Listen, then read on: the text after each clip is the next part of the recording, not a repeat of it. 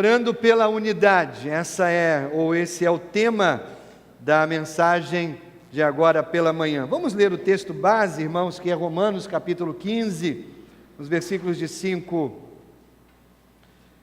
a 7. Romanos 15, 5 a 7.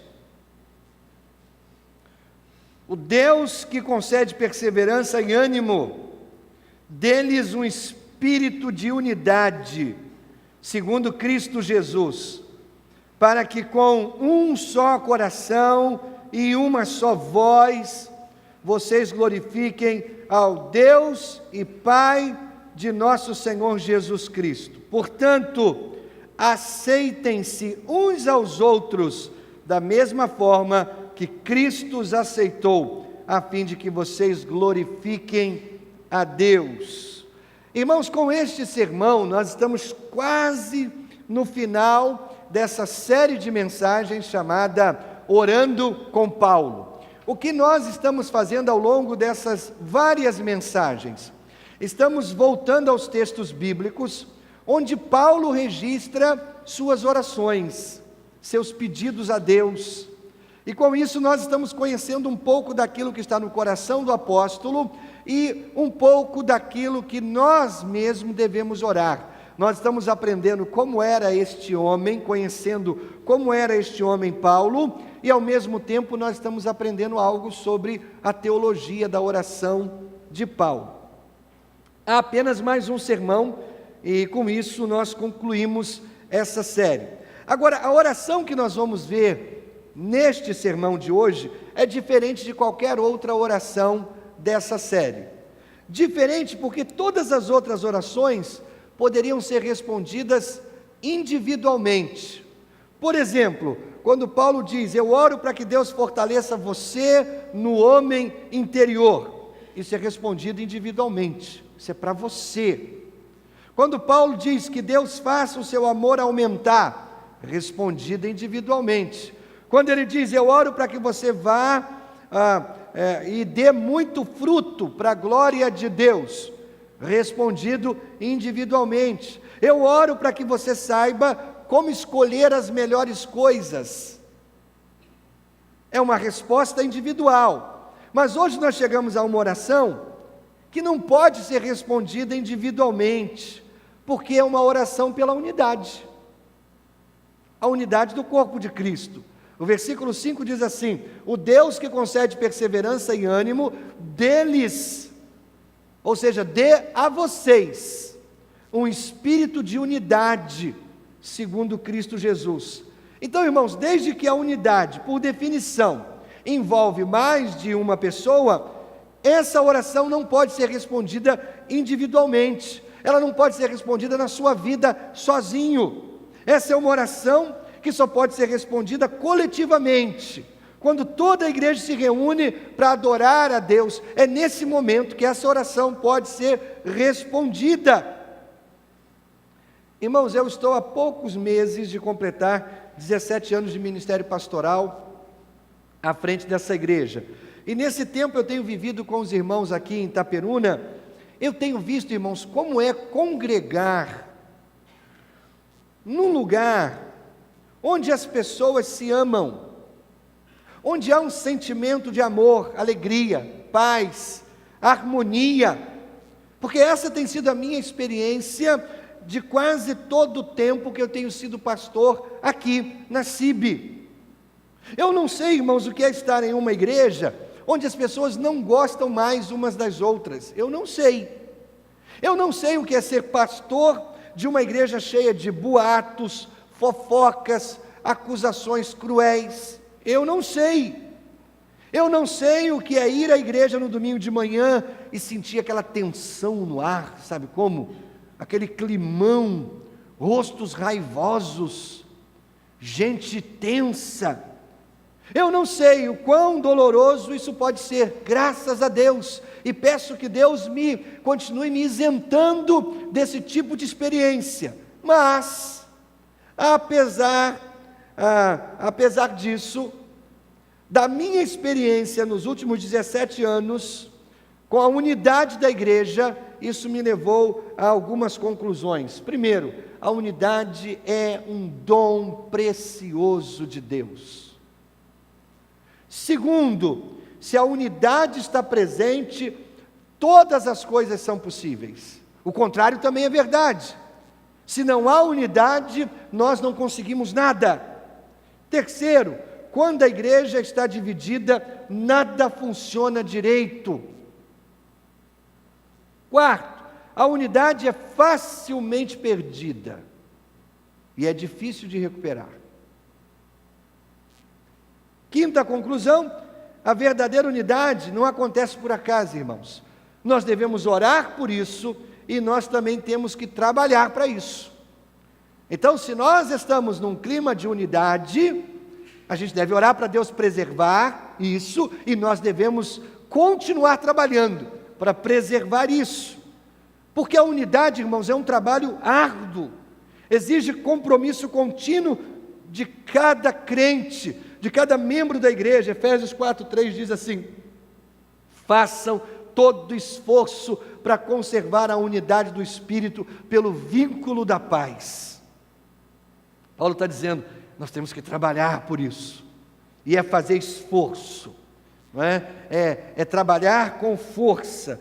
Eu adoro a maneira como Eugene Peterson coloca na mensagem, a Filipenses capítulo 2, ele diz assim, dos versículos 1 e 2, se vocês receberam algo de bom por seguir a Cristo, se o amor dele fez alguma diferença na vida de vocês, se estar numa comunidade do Espírito significa algo para vocês, se vocês têm um coração, se vocês se importam uns com os outros, façam-me um favor, concordem um com o outro, amem um ao outro, sejam amigos de verdade. Irmãos, eu gosto dessa última parte, não é? Onde eu devo procurar amigos de verdade? Dentro da igreja de Jesus, é entre o povo de Deus.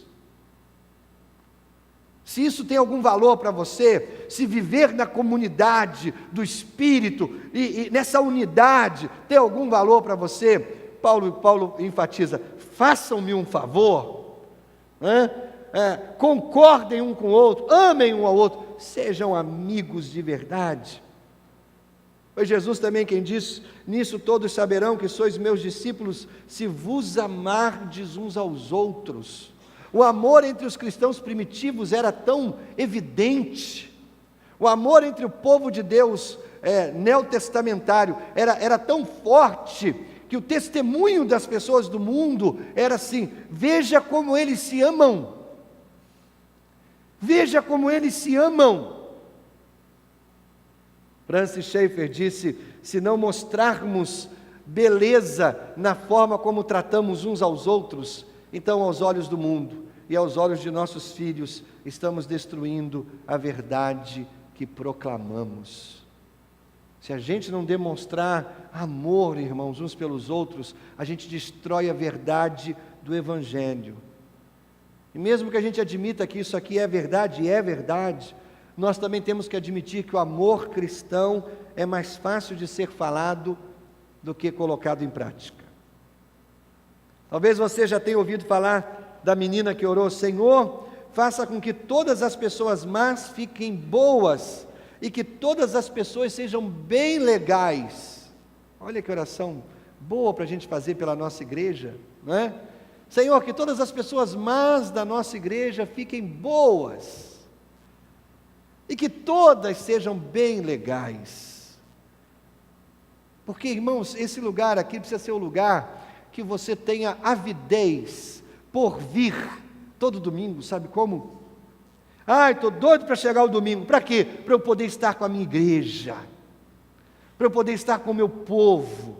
Agora, irmãos, quantas pessoas trocam isso por qualquer coisa? Choveu, não vou hoje não. Está fazendo sol demais, não vou hoje não. Não é o pastor Arlênio que vai pregar, não vou hoje não. Troca por qualquer coisa. Honduras vai jogar com Camarões, não vou hoje não. Quando deveria ser o contrário. Eu não vejo a hora de chegar domingo e poder estar na minha igreja com o meu povo. Então, nós vamos fazer algumas considerações sobre esses versículos aí que nós lemos. E a primeira consideração é sobre a fonte da unidade. Qual é a fonte, irmãos, da nossa unidade? Note-se que esta é uma oração. Paulo está pedindo a Deus para dar um espírito de unidade. Porque a unidade não é um programa, a unidade não é um plano, a unidade não é um sermão, a unidade não é um projeto, a unidade é um dom que vem do nosso Pai Celestial. Então a gente deve orar a Deus para que Deus nos conceda isso. A expressão espírito de unidade, que está lá no versículo 5, o Deus que concede perseverança e ânimo deles, um espírito de unidade. Essa expressão traduz uma palavra grega que significa ser de uma mesma mente, ter o mesmo sentimento. A versão Viva chama de completa harmonia, que Deus lhes dê completa harmonia. Eu gosto disso, harmonia. Harmonia é o resultado de muitas pessoas cantando diferentes partes de uma mesma música, de uma mesma melodia, e elas cantam talvez até em diferentes tons, e quando elas juntam tudo isso, há uma harmonia gostosa, há um som gostoso, que não seria feito individualmente. Esse som gostoso é feito de maneira coletiva, quando cada um, de acordo com o seu naipe de voz e o seu tom, e aí junta tudo e forma aquela harmonia.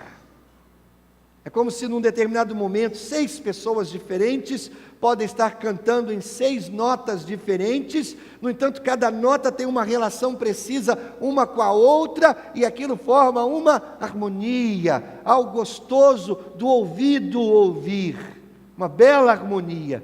Irmãos, a verdadeira unidade vem quando todos na igreja estão cantando a mesma música ao mesmo tempo, mas de maneiras diferentes, próprias, mas harmoniosa.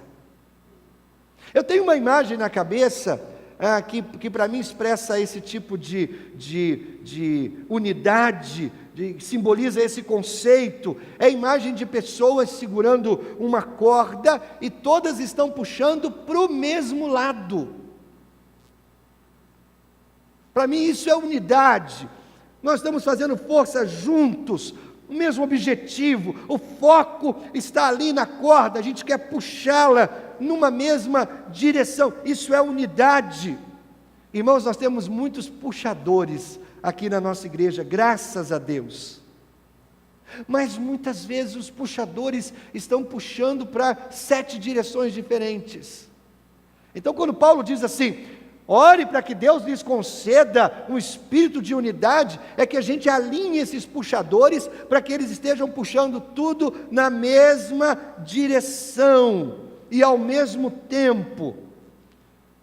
Note que o versículo 5 é crucial para a gente entender qual é a fonte da nossa unidade. O final do versículo 5 fala: segundo Cristo Jesus.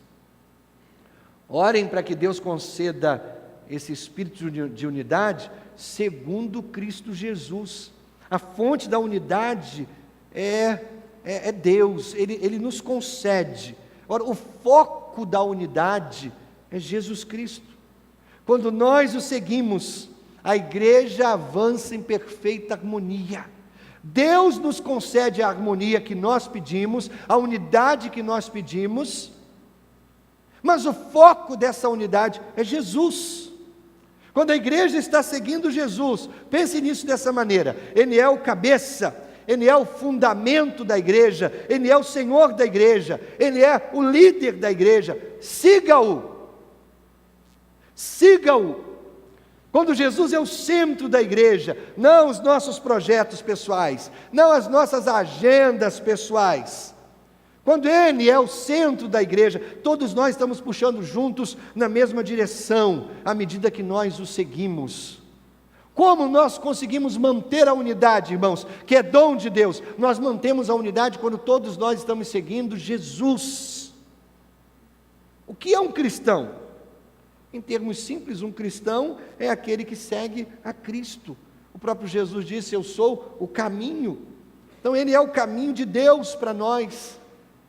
E Ele é a forma de Deus para nós, a revelação de Deus para nós. Jesus é o único caminho para o céu.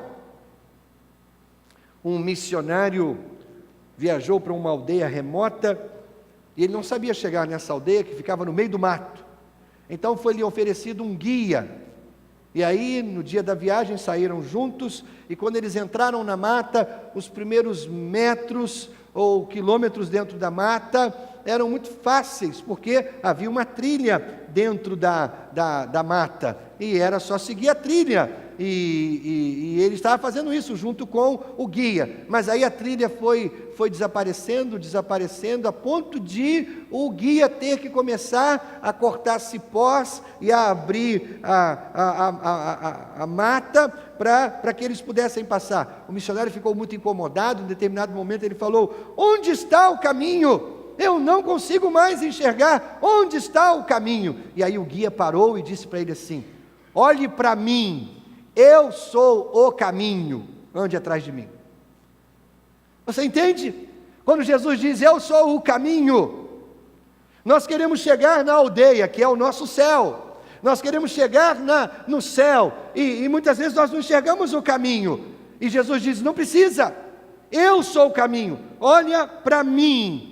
Igreja, olhe para Jesus, siga Jesus. Se nós estivermos seguindo Jesus, a unidade da igreja será preservada. Segunda consideração que eu faço é o objetivo da unidade. Romanos 15:6 diz assim: para que, então, o para que já vai dizer o objetivo, né? Para que a gente deve pedir a Deus unidade? Para que, com um só coração e uma só voz, vocês glorifiquem ao Deus e Pai de nosso Senhor Jesus Cristo. Essa expressão, um só coração, uma só voz, nos diz que o contexto envolve um culto público. Um culto público.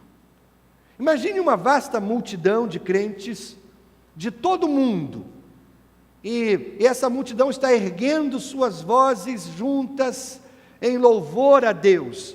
Nessa multidão há brasileiros, iraquianos, bolivianos, japoneses, filipinos, crentes camarões, Finlândia, Rússia, País de Gales, Paraguai, Granada, Sri Lanka, Chile, Turquia, Uzbequistão, meu Deus do céu, e todas as outras nações. Há homens, há mulheres, há jovens, há idosos, há ricos, há pobres. Eles vêm de todos os grupos e etnias na terra. Há cristãos de todas as denominações nessa multidão. Há uma vasta assembleia, incontáveis crentes em Jesus. Eles falam línguas diferentes, mas eles apresentam um só coração e uma só voz em louvor a Deus. Irmãos, se formos glorificar o Senhor, nós devemos fazer isso juntos. Juntos é melhor. Alguém me disse esses dias assim: pastor, esse negócio de transmitir o culto pela internet é um perigo. Eu perguntei: irmã, por quê? Porque muitas vezes o meu marido já amanhece domingo e diz assim: filha, não vamos na igreja hoje não? A gente fica assistindo pela internet, não é? Então, se você ficou em casa hoje para fazer isso, deixa eu dizer uma coisa para você: quem está ausente perde o presente, entendeu? Porque cultuar a Deus juntos é muito melhor. Não há como você glorificar a Deus na unidade sozinho. Isso não existe. O Novo Testamento desconhece esse negócio de hiperindividualismo. Não existe.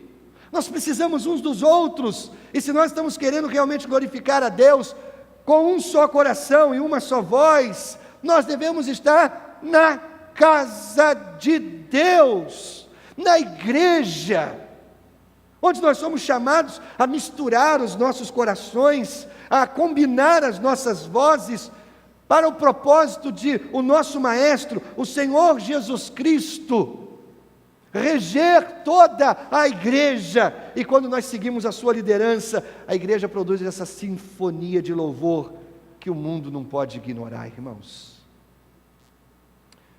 Hoje há um movimento, já chegou ao Brasil, começou nos Estados Unidos, mas já há um movimento de pessoas que estão abolindo a igreja, não é? E agora só se reúnem em casas. É uma outra aberração, é uma aberração ao contrário, não é? A igreja, até agora o século XX, enfatizou o templo, o que é também uma aberração. Os cristãos do Novo Testamento cultuavam nas casas e no templo, e aí nós passamos 20 séculos enfatizando o templo, e agora com o trabalho de células nós queremos voltar para as casas, nas casas e no templo. Esse é o equilíbrio, nas casas, no pequeno grupo, no templo, com a grande multidão, em unidade. Agora há um movimento que está revertendo, esquece a igreja, esquece o templo, agora a gente só quer ficar nas casas. Irmãos, equilíbrio. Eu cultuo nas casas com a minha pequena célula, com o meu grupo pequeno, mas eu cultuo no templo com a massa, com a grande família. Não aquela, que é confusa, mas com a grande família de Deus. Mas Jesus deve estar no centro. Isso só pode acontecer quando nós o seguimos. Quando Jesus está no centro da vida, a beleza, a harmonia, a paz, a esperança. Coloque Jesus no centro da vida e tudo ficará bem. A paz, mesmo no campo de batalha, quando Jesus Cristo está no centro da vida, você pode enfrentar a possibilidade da própria morte e ainda assim manter paz no seu coração. Eu quero fazer uma terceira e última consideração sobre a unidade. É a prova da unidade. Versículo 7 diz assim: portanto, aceitem-se uns aos outros, da mesma forma como Cristo os aceitou, a fim de que vocês glorifiquem a Deus. Irmãos, uma coisa é falar de unidade, outra coisa é colocá-la em prática. A unidade não significa nada, irmãos, a menos que nós estejamos dispostos a aceitar os outros crentes. A palavra grega traduzida como aceitar significa ver a outra pessoa e abrir os braços para trazer essa pessoa para si mesmo. Isso é aceitar, não é? Aceitem-se uns aos outros, é ver a outra pessoa, é abrir os braços, é trazê-la para perto de você mesmo. Ela tem a ideia de levar alguém pela mão e caminhar juntos como companheiros. Isso é aceitar. Significa abrir seu coração e sua casa para outra pessoa. Agora observe o padrão aplicado aqui. Nós devemos aceitar uns aos outros como Cristo os aceitou. Esse é o padrão. Como eu aceito o outro? Da mesma maneira que Cristo me aceitou. E como é que Ele nos aceita? Ele nos aceita sendo ainda nós pecadores. Ele não mandou a gente tomar um banho. Ele não mandou a gente trocar as roupas. Ele não mandou a gente se santificar. Ele nos aceitou quando ainda éramos pecadores. Ele nos aceitou quando nós ainda éramos ímpios, rebeldes. Ele nos aceitou quando estávamos sem esperança. E aí depois Ele nos deu esperança. Ele nos amou apesar do nosso pecado. Ele nos acolheu quando não merecíamos ser acolhidos. Esse é o padrão. Você não encaixa as pessoas no seu molde para aceitá-las depois. Você as aceita como elas estão, como elas são. Como Ele nos aceitou? Ele abriu o céu para nós quando merecíamos apenas o inferno. Irmãos, esse é um elevado padrão, mas é assim que nós devemos aceitar uns aos outros. É um padrão tão alto que nós nunca vamos desenvolvê-lo em nosso próprio poder. Não tem como nós aceitarmos os outros como os outros são, da maneira que os outros são, cheios de defeitos como eles têm, e que nós achamos que nós não temos, mas eles têm. Nós não vamos aceitá-los no nosso próprio poder. Só o próprio Cristo pode nos dar a força para aceitar os outros dessa maneira. Só Jesus pode nos dar a força para aceitar os outros da maneira que eles estão. Então aqui está o fim de tudo. Quando a igreja está unida, Deus é glorificado e o mundo fica espantado. Deus é glorificado. Quando cristãos de origens tão diferentes, de fundos familiares tão diferentes, aprendem a amar uns aos outros, apesar das suas diferenças, apesar dos seus defeitos. Nós somos seletivos, irmãos, e a Bíblia está nos ensinando que nós não devemos ser seletivos, devemos aceitar uns aos outros. Aí nesse mundo tão cheio de matança, tanta dor, tantos corações partidos, tantas vidas frustradas, uma igreja verdadeiramente unida é irresistivelmente atraente, porque lá fora eles fazem bullying, aqui não, aqui nós amamos, aqui nós aceitamos. Lá fora eles discriminam, aqui não, nós aceitamos. É mandamento bíblico. Mandamento bíblico. Mas é fácil falar disso, irmãos. Difícil é colocar em prática. Nós estamos todos muito bem ao lado de pessoas que parecem conosco. Ao lado de pessoas que parecem conosco, nós estamos bem, mas quando senta do nosso lado, um transexual, um travesti, que você olha, vê o tamanho do pé, você olha, vê o gogó, e você sabe, é homem, mas está vestido com roupa de mulher. Aí você se sente mal, não é? Coisa estranha, coisa estranha. Eu fui a Cabo Frio, na posse do pastor Marcílio, e é claro, estando em Cabo Frio, vá conhecer a nova orla de Cabo Frio, dizem que é a mais luxuosa do Brasil. Eu não consigo imaginar realmente orla mais luxuosa, a não ser colocando ouro. Estávamos lá com a minha família, com as minhas meninas, com meu pai, com a minha mãe, com meu irmão, minha cunhada, minha esposa. Estávamos lá, muito bem, caminhando no calçadão. Aí, duas meninas, talvez nos seus 20, 21 anos, de mãos dadas, namorando no calçadão. Irmãos, que coisa difícil. Vontade de tapar os olhos das minhas meninas, sabe como? Quando a gente vê os diferentes, é algo difícil. Está tudo muito bem quando a gente está ali, sabe, com os nossos iguais, e aí quando a gente vê o diferente, é tão estranho, choca. Irmãos, nós não fomos chamados para mudar a vida de ninguém, nós fomos chamados para anunciar Jesus Cristo e para amar as pessoas. É Jesus quem vai mudar a vida das pessoas. Eu acho estranho essas bandeiras que estão se levantando por aí agora, essas bandeiras, como se nós fôssemos impedir o avanço do inferno.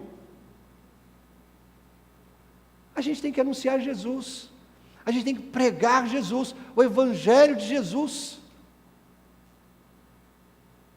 Vamos lá, irmãos. O que Jesus faria numa situação daquela como que eu vivi? O que Jesus diria? Nada.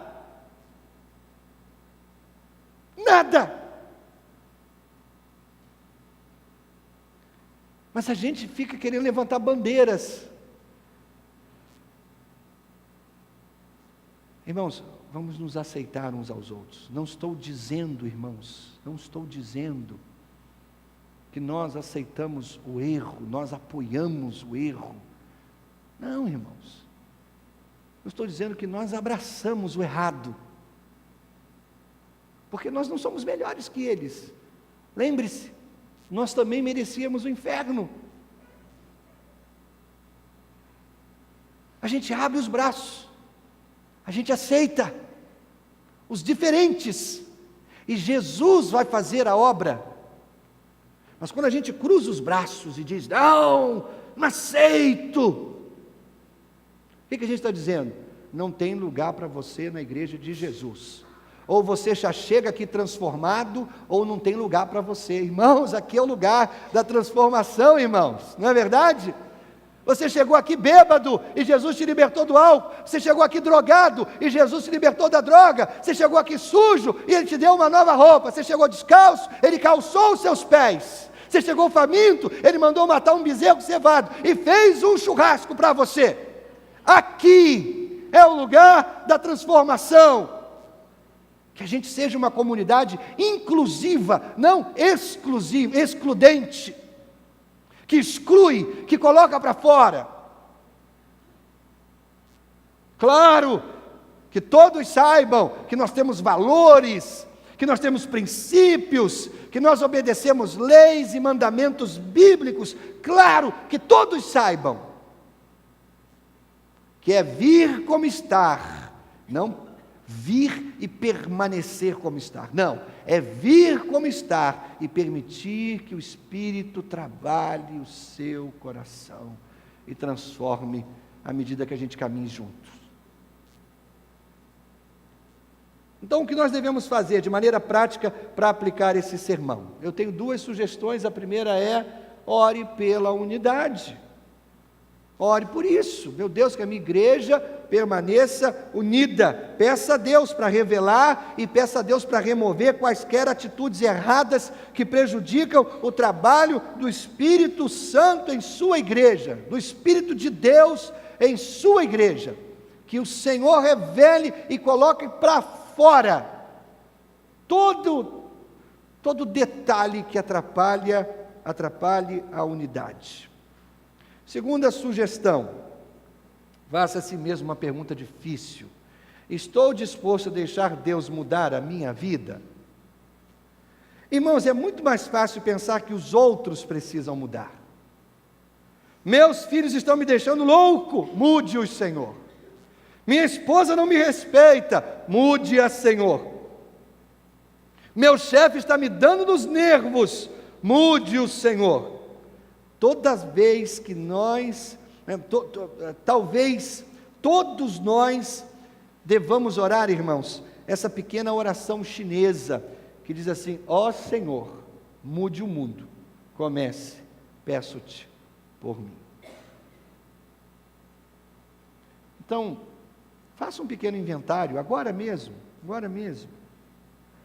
Aqui estão algumas atitudes e ações que prejudicam a unidade na igreja.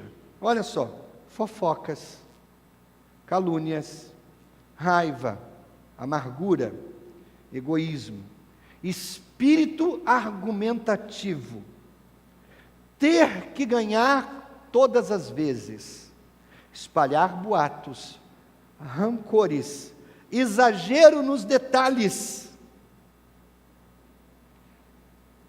Pastor, não está muito alinhado o seu púlpito. Melhorou agora, pastor.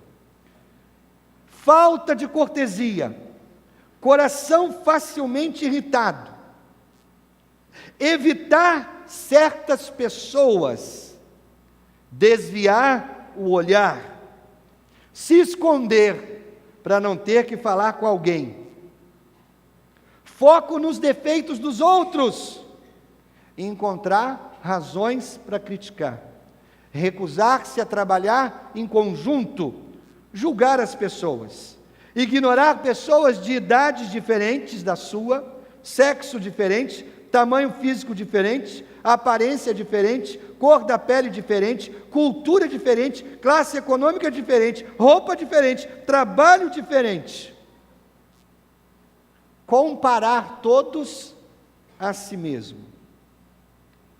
Você é culpado de algumas dessas coisas? Talvez seria bom você pegar essa lista, mostrar para outra pessoa e perguntar: eu sou culpado de algum desses pecados aí? Seria preciso muita coragem para fazer isso. Mas se você fizer isso, e se você perceber que você tem cometido alguns desses pecados, e você estiver disposto de fato a mudar a sua vida, você estará contribuindo para a unidade da sua igreja. Faça isso e deixe Deus mudar o mundo, começando a partir de você. Curve sua cabeça, por favor, feche os seus olhos.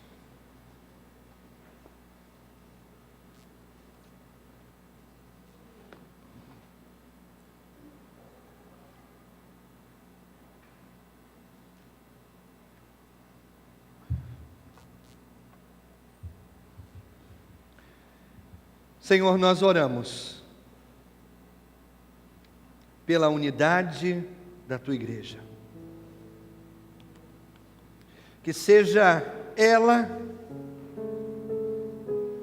um precioso tesouro para cada um de nós. Que de fato, Senhor, não permitamos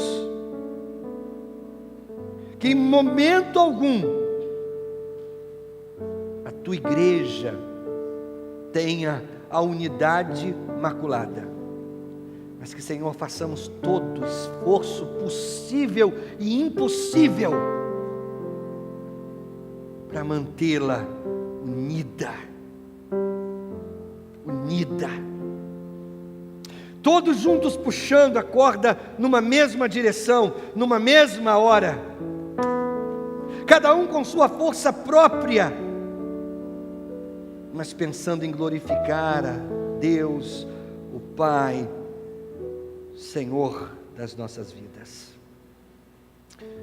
Se nós, Senhor, temos cometido alguma falha contra a unidade da nossa igreja, Pai, em nome de Jesus, mude o nosso coração, mude o meu coração, e ajude-nos, Deus, a andarmos assim, unidos, para a glória do Teu próprio nome e para a edificação de muitas e muitas vidas.